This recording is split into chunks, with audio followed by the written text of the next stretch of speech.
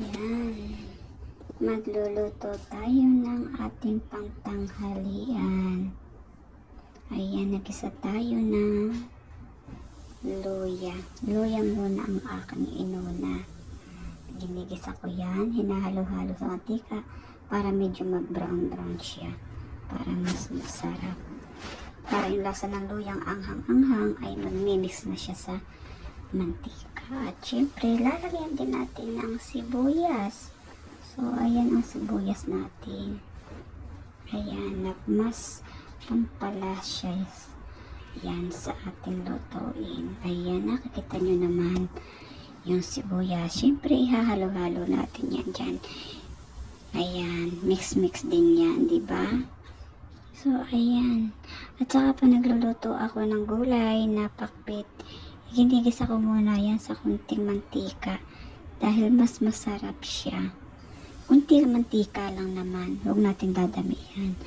At syempre, dagdagan natin syempre siya ng kamatis. Ayan. Ayan ang masarap sa pakbit. Kailangan may kamatis para yung medyo asim-asim nag-aagaw ng lasa yan. So, ayan. Tingnan nyo yung pagluluto ko. Simple lang yan. Pero masarap. Wala na akong ibang inilagay na mga kung ano-ano pang ingredients. So, ayan. Nilagyan natin syempre yan ng Barrio Fiesta na alamang.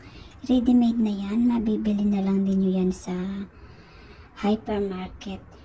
Pero pwede naman kayo magluto ng alamang at siya na lang nyo ilagay. Iprito nyo yung alamang para mas masarap. At syempre, nilagyan ko din yan ng kalabasa. Ayan, yung kalabasa. Yan kasi ang gulay. Pag magluluto kayo ng pakbit, kailangan may kalabasa. Ayan. Diba nakikita nyo? Ayan naman. So, ayan, tingnan ninyo kung paano magluto. Ayan. Diba? Siyempre, dinagdagan ko din ng konting tubig para medyo maluto yung kalabasa. Ayan, dahil yung kalabasa ay matigas. Hindi yan basta-basta maluluto. Kaya kailangan konting tubig lang para mas masarap. At syempre nilagyan ko din yan ng talong at okra. At nilagyan ko din yan ng ampalaya. Yan. Yan ang kompleto ng ating lutuing pakbit na Ilocano. Kailangan may ampalaya. Mixed vegetable yan para mas masarap. So, ayan. Nalimutan kong i-slicein yung ating okra. Kaya diyan ko na lang sa kawali ini-slice. Ayan, pwede naman dahil hindi pa naman siya mainit at hindi ko pa naman nahahalo. Pwede pa natin niyang hawakan. So, ayan, diba? Ayan, ini-slice na natin ang okra. So, ayan, nakikita niyo ang aking ginagawa, diba? So, ayan, ang pamamaraan ng pagluluto ng pakbit ng Ilocano. Yung iba, ang inilalahok ay yung bagoong. Pero ako, ang ginawa ko yung alamang. Dahil mas masarap yung alamang.